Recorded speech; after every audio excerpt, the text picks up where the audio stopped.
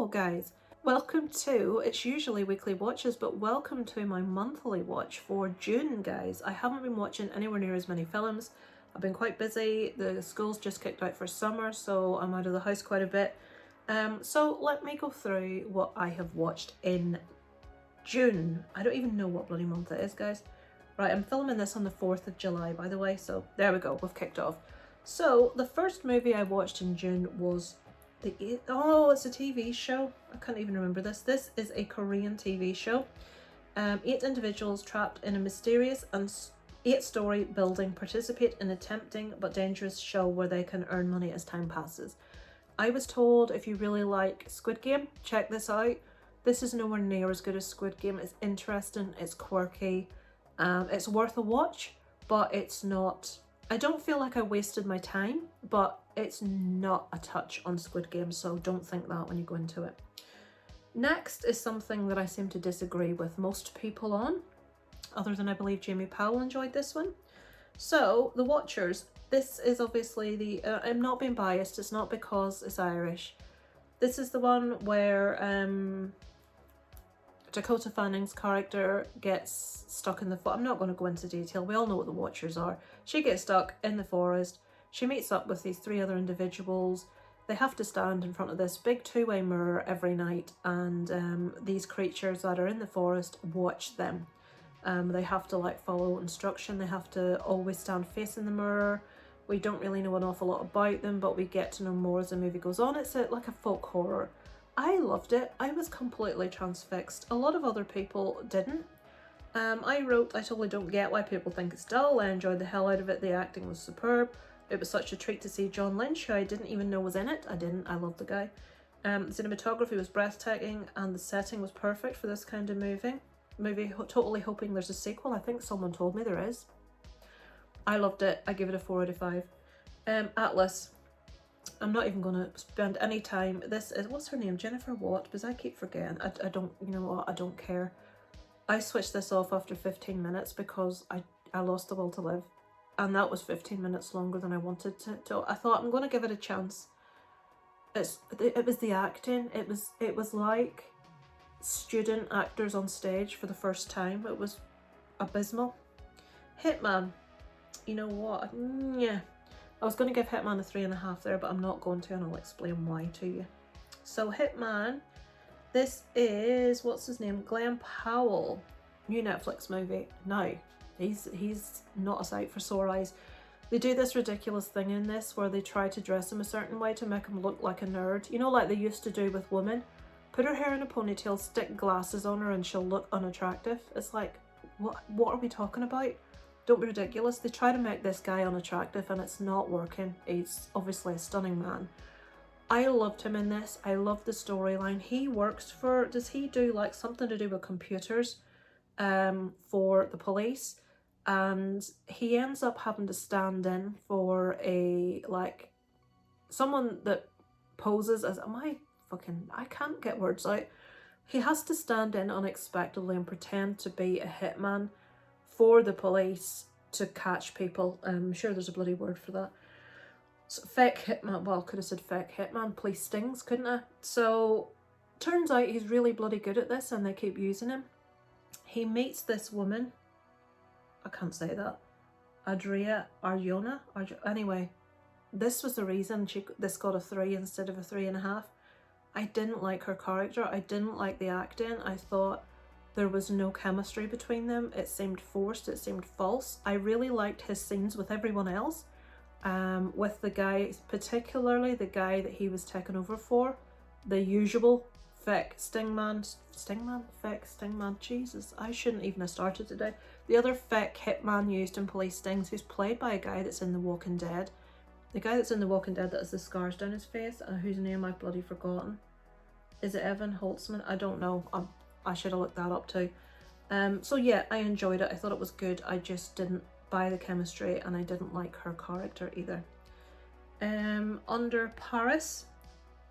Now, I've only given this a 2.5 because it's not very good, but I enjoyed it. This is a shark movie and a shark has managed to get into water that goes underneath Paris into the catacombs. I know how ridiculous this sounds, folks. It is a bit ridiculous. This has got environmental, what are they called? Enthusiasts or something? Activists. One of them, it's like Aaron from Screen Stars said, one of them is so fucking irritating. You want to see her get chumped. I'm using his words. I completely agree. And you're thinking, right, it's looking like she's going to get chumped. I've got renewed interest. Agree. There's so many stupid decisions in this and things that would not happen that make you eye roll. But for some reason, it's entertaining. I don't know why. I enjoyed it. I laughed my arse off at so much of it that I wasn't meant to be laughing at. But it's not one of those like, oh my god, it's so bad, it's good. It's not that bad. I enjoyed it, but you could pull it apart. If anybody said to me, Lisa, really, there's something wrong with you, I'd say, yeah, you know, you're right, but I did enjoy it. I gave it a 2.5 because so much of it was ridiculous, but it was fun. What's the next? The Fall. All right, The Fall Skydive Murder Plot is a documentary. If you're in America, you may not know about this. This is about a woman called Victoria Cilliers. Her husband tried to kill her. They were both skydivers and he messed with certain things on her parachute and her backup. Prior to that, he left the gas on. He tried to, with her kids in the house, might I add, also his kids. Anyway, he was trying to kill her because he was having an affair. And this is a documentary about the actual what happened. She's interviewed. It goes, I think there might have been 3 parts, but it's really in depth. It's quite interesting. And she survived. The only reason she survived is, that's not a spoiler because we know she's in the thing being interviewed. The only reason she survived is because she landed in a field that had been freshly ploughed, so it was soft. She had obviously catastrophic injuries, but she lived. One Crazy Summer. I watched this for my 12 movies in 12 months from 12 friends. Kelly Kinney recommended this to me. I love John Cusack. I wasn't a fan of this movie, but I did love, where's his name? The guy that's in Police Academies that makes the really funny noises. Why is he not further up on this list? Why am I not seeing him? Bobcat Goldthwait. I mean, he's 4 rows down in the list of bloody names, and that he was the best thing about this for me. There's a scene where he's dressed as Godzilla and it's magical. I love it. So it wasn't really my cup of tea, to be honest, but it's one of those things that maybe you had to see it at the time. Maybe now, going back, it's a 1986 movie. Maybe it's a bit, I don't know. It just didn't gel with me at all. Inside Out 2. I love the first movie. I enjoyed this movie, not anywhere near as much as the first. I still did give it a 3.5. I thought they concentrated too much on the ice hockey side of things and not enough on the friendship and the transition from one school to another. The reason I related so much with this is because I had a best friend that was like a sister to me all through childhood. We were so close, but when back in the day, well, they still do the 11 plus here, the exam that decides whether you go to a high school or a grammar school. And she didn't pass and I did, and my mum wouldn't let me go to the high school. She made me go to the grammar school, and from that point she was picked on quite a bit because her school saw our school as toffs, and one thing and another, our friendship drifted apart and we got different friends. But never again in my whole school years did I ever have a friend like her. Sadly, she passed away from cancer when she was in her 20s. It's just, it's something that hits me in the feels. It's a reason I struggle with getting close to people. A lot happened around that, obviously, that I'm not going to go into, but in this we see Riley. Her 2 friends are going together to a different school to her, and we see the problems that causes and the things that get in the middle of the stand in the way of that trio of friends. And I would have loved to have seen them concentrate more on that, because for girls, friendship at that age is such a massive thing. It's the most important thing in your life when you're like 13. So I would have liked to have seen more of that, but I did enjoy it. I did enjoy the new characters. I think Embarrassment was my favourite. Ennui was my son's favourite. I'm probably most like Anxiety, I have to admit. But yeah, I enjoyed it, but it's not as good as the first movie. Bear with me, guys. James Blunt, One Brit Wonder. This is on Netflix at the moment. I don't know, I'm sure you know who James Blunt is in the US, I never know, like, some people that are massive stars in one country aren't in another. I love James Blunt. His name just happens to rhyme with a very rude word. And very unimaginative people like to tell you that James Blunt is a... Now, this guy, his first album that he released was called Back to Bedlam. And at that specific time, I had to do a lot of driving up and down of motorways. And I spent a lot of time in the car. And I listened to this album inside out. I know every word of every song, and it's such a beautifully written, resonant, gorgeous album. I'm a rock fan. This isn't usually my cup of tea, but it's beautiful. The writing that this man can do is second to none. I will fucking stand on that hill on my own. I don't care. So I love this album. But because the song You're Beautiful was played to death everywhere, people started to hate him because his song was overplayed. And just this media storm started where everyone hated James Blunt, and they were being really horrible. Other stars wouldn't stand in photographs if he was going to be in the same photograph, and he'd never done anything to anyone. People just didn't like him because he released a song that really annoyed them and got overplayed, and he's a bit of a toff. He's rich.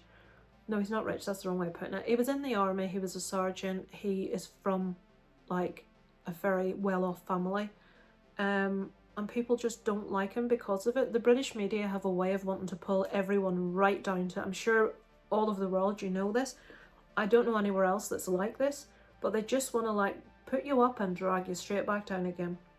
And this guy took so much shit, and this documentary is about all of that and what people said about him, and it's horrible and it's awful.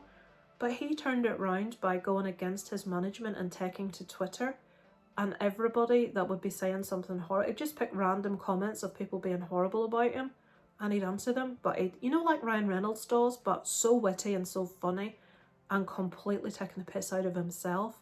You have to really go and look up James Blunt's Twitter responses.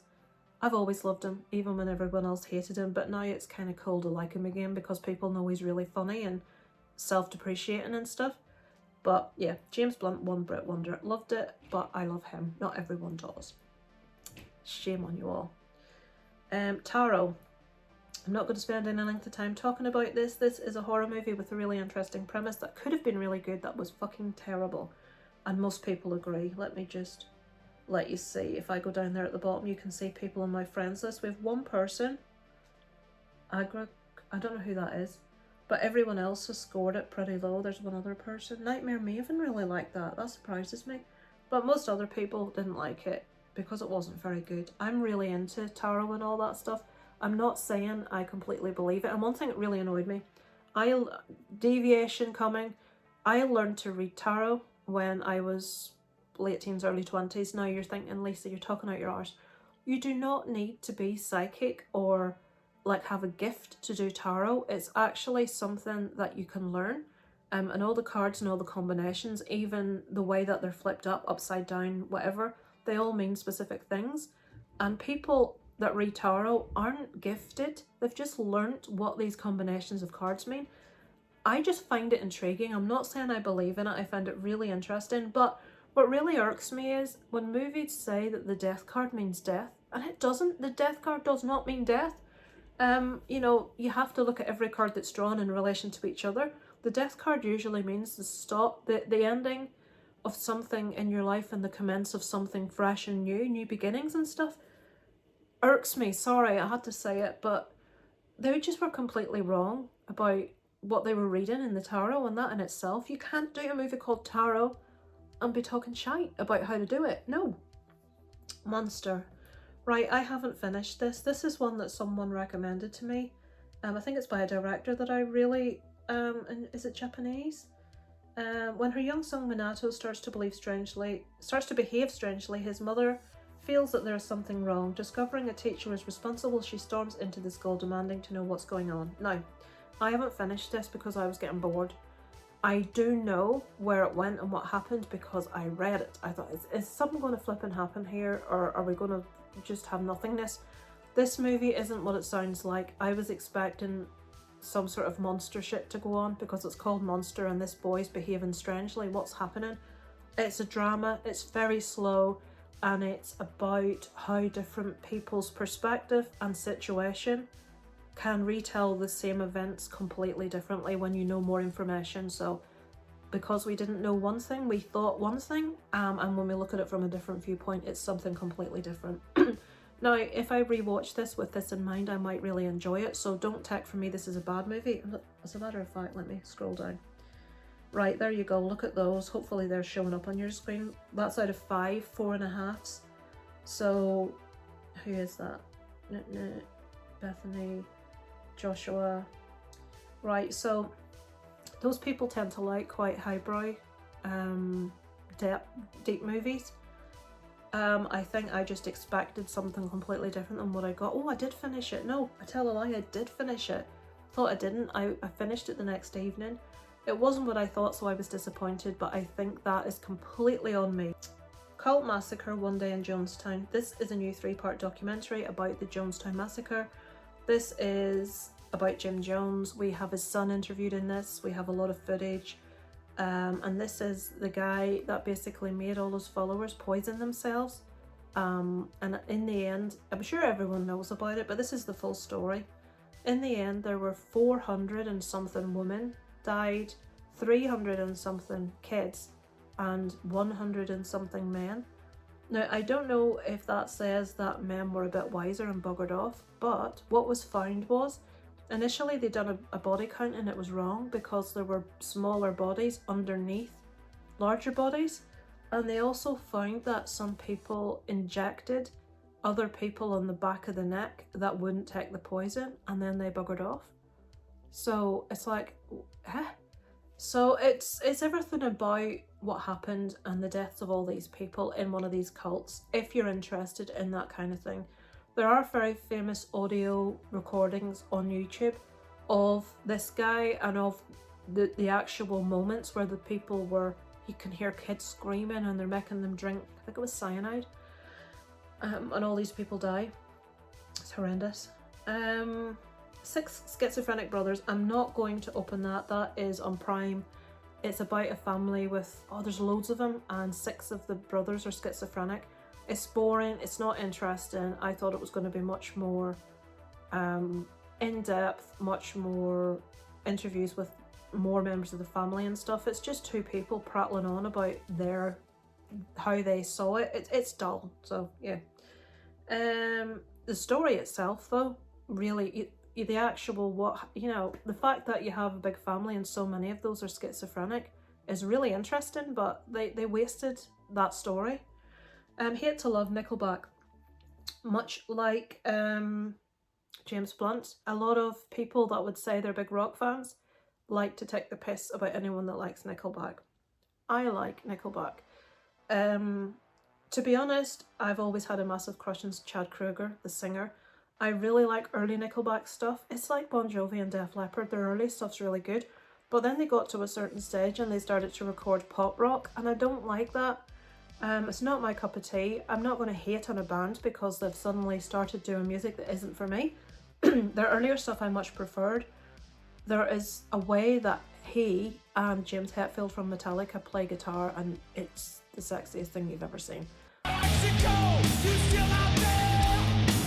The way they stand, how low slung their guitar is, beautiful. And like some of the riffs, there's one of their songs, Nickelback songs, called Burn It to the Ground, and the grindy riff in it is beautiful. I need a drink. I'm getting all hot and bothered thinking about Chad Kroeger. Actually, if anything, I'm very much deviation. I'm very much a personality driven person. I can look at someone and think, oh, you're something else. But if that person doesn't have a good personality, I will immediately lose interest. I will give you an example. Now, I'm not saying he doesn't have a good personality. I'm saying he just wouldn't be for me. And people are saying, you should be so fucking lucky, Lisa. What's his name? Jason Momoa. Beautiful, beautiful man. Gorgeous. Not the brightest. He was interviewed on Graham Norton and he just came across as, I'm sure he's very nice, but he didn't come across as being very bright. And he didn't have any wit about him or humour or sarcasm or anything.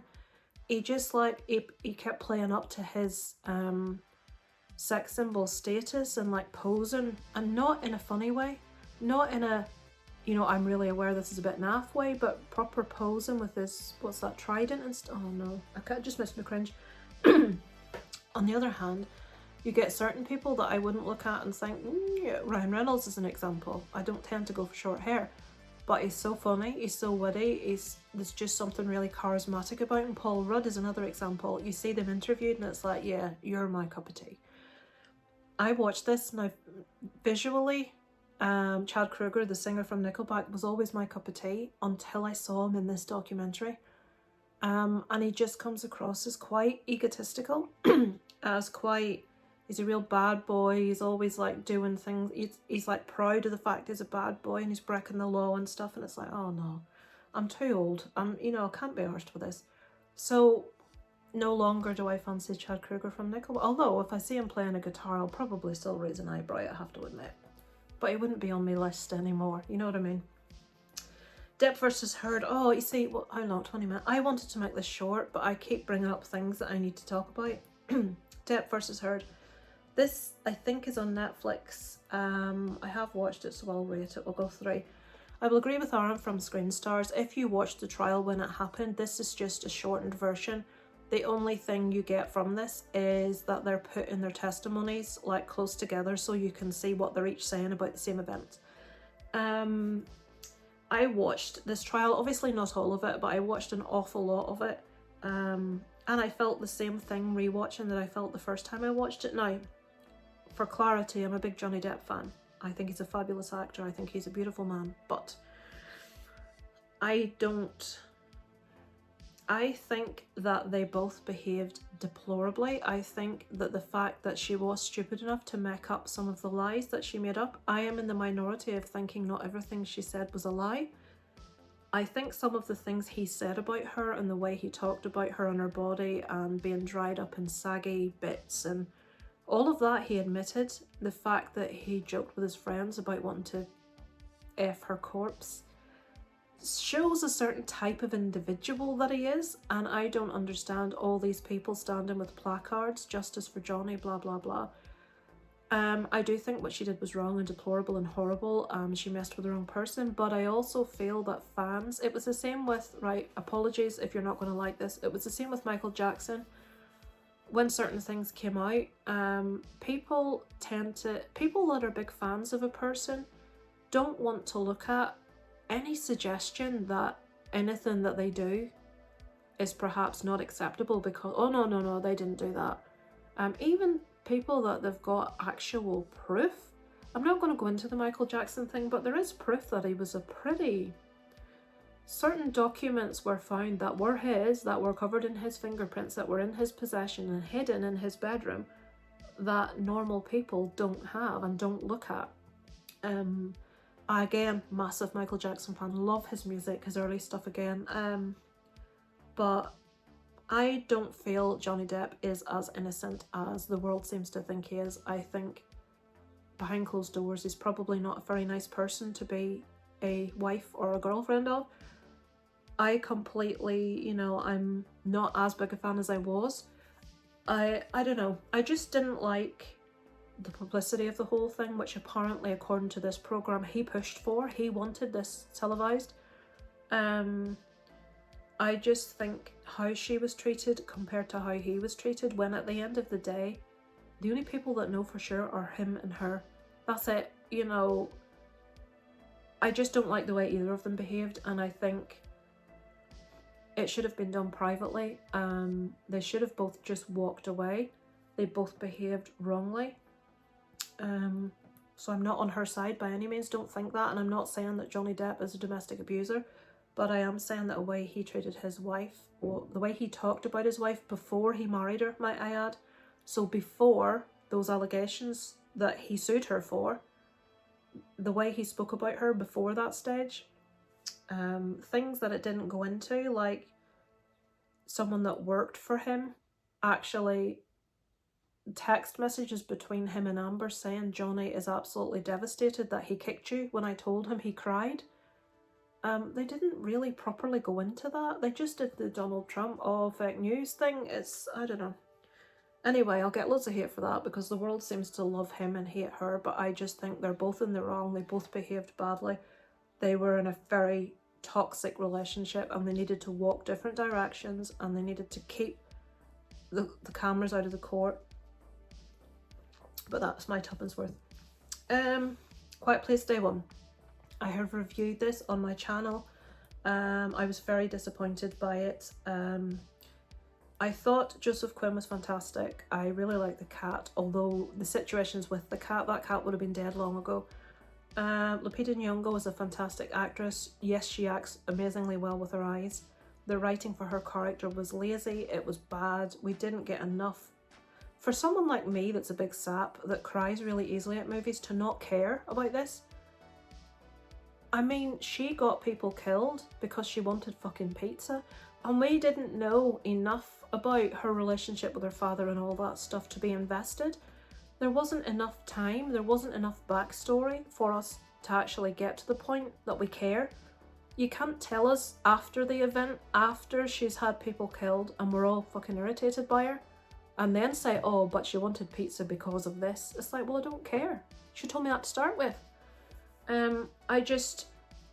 I was really disappointed. Now, don't get me wrong, I did like aspects of it. I did enjoy the movie, but I expected to love the movie and I didn't. Like I said, Joseph Quinn I did enjoy. And it felt lazy. It felt like a cash grab. That's the only way I'll put it. And finally, A Family Affair. I don't know why I do it to myself. I've no idea why I do it to myself, but I did. 2.5. Now, I'll admit to you, this is my last one, by the way. This is not as bad as most rom-coms that I've watched. I watched one with Anne Hathaway called... oh fuck, it's in my list of worst films for the year. Hang on. That's another video I have to do. Where is it?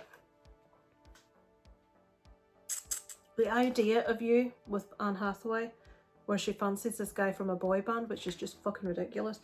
That was awful.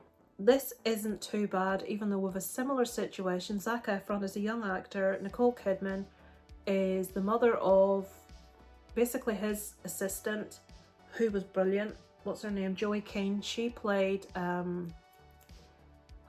do I never look things up in advance? The one about the girl that's mother had her, Gypsy Rose Blanchard. She plays Gypsy Rose Blanchard in a movie and she's fabulous. She's really good in this. She plays Zac Efron's assistant and he walks all over the top of her. He treats her like shit. He has her do everything. Nicole Kidman's her mum. They accidentally meet. There's a bit of a spark. They end up having a relationship. It wasn't as bad as most of these. Now, I didn't really buy their relationship, but I did think that he was really sweet. I thought his character was really sweet. I liked the fact that it presented an older woman as still being desirable, as still being, I mean, it's Nicole Kidman, it's hardly your average woman, is it? But I liked the fact we're having an older woman as a central, beautiful lead. And I did think that Zac Efron was believable, and I liked his character. The relationship to me wasn't believable, but I thought Joey King was great. So if you like rom-coms, I don't tend to. Some nights I just want to lie in bed and switch my brain off and watch something easy, and it was one of those nights. And it was okay. It was okay, guys. I give it a 2.5 out of 5. It's not awful.